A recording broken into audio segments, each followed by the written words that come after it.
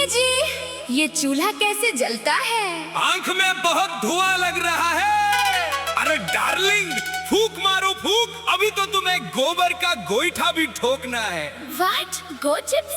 No, no, I cannot do this. अरे करना पड़ेगा रानी, सासू माँ खड़ी है बेलन लेके। डीजे बजाओ भाई।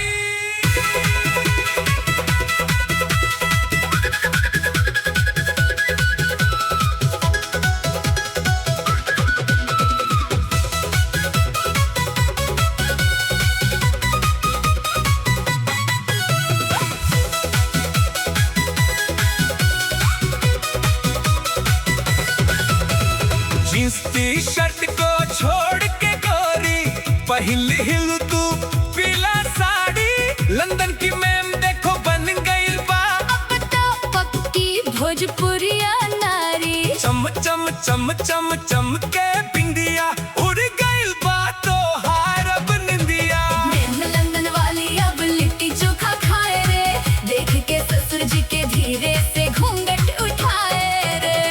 मैम लंदन वाली अब लिट्टी चोखा खाए रे, देख के ससुर जी के धीरे से घूंघट उठाए रे। जिया हो मैम साहेब।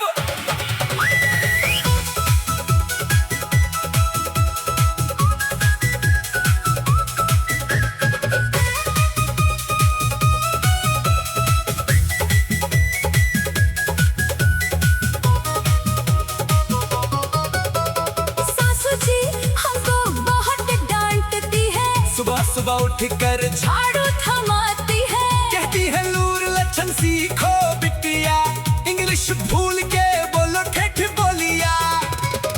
पर धीरज धरो मेरी फॉरेन की रानी, सासू माँ तो बस करा रही है अगवानी। अब चाय छोड़ के सत्तू घोलो, हंस के जरा प्रणाम जी बोलो लो। काहे की मैम लंदन वाली अब लिट्टी चोखा खाए रे, देख के ससुर जी के धीरे से घूंघट उठाए रे। मैम लंदन वाली अब लिट्टी चोखा खाए रे, देख के ससुर जी के धीरे से घूंघट उठाए रे।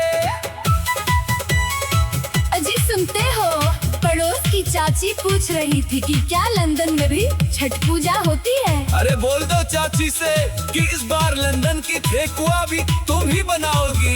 अब लंदन की ठेकुआ खाएगा पूरा जहान, जब बारात लेकर नाचेंगे हम सीना तान।